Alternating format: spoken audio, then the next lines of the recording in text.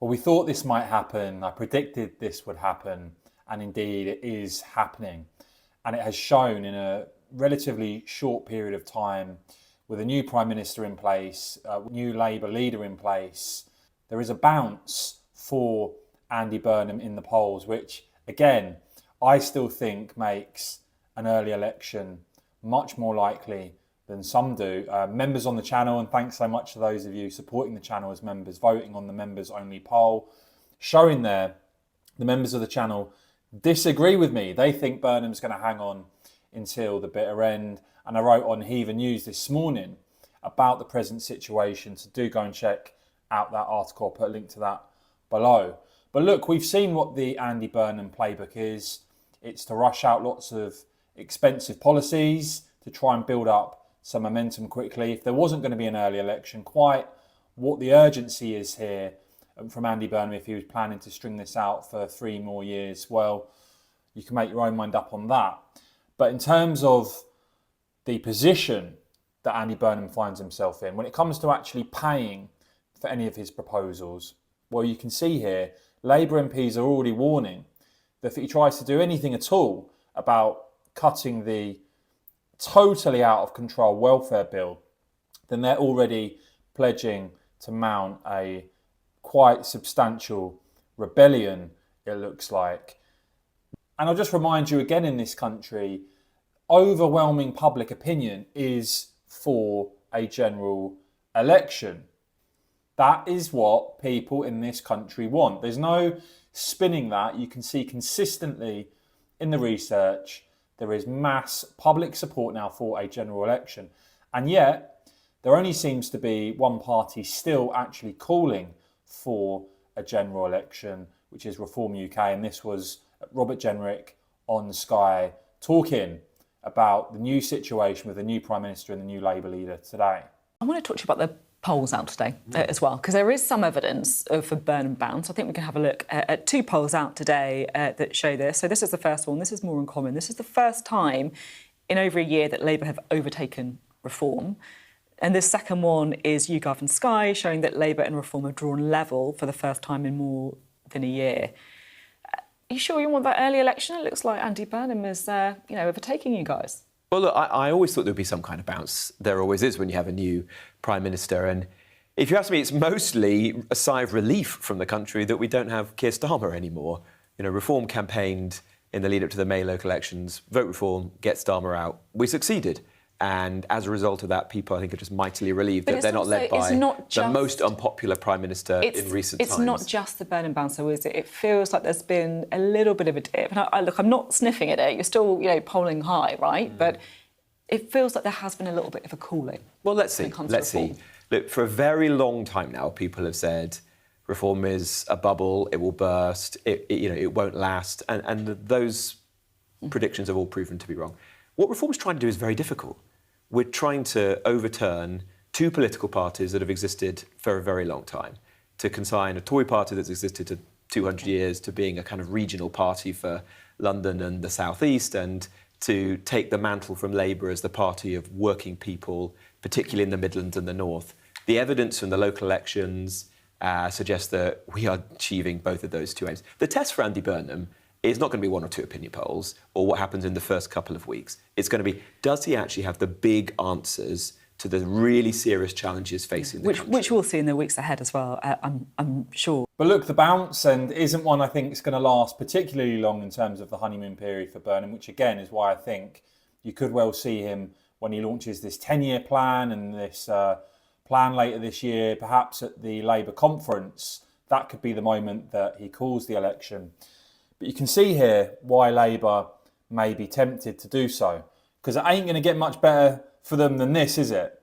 Luke Trill, more in common, showing Labour with a 4-point lead now.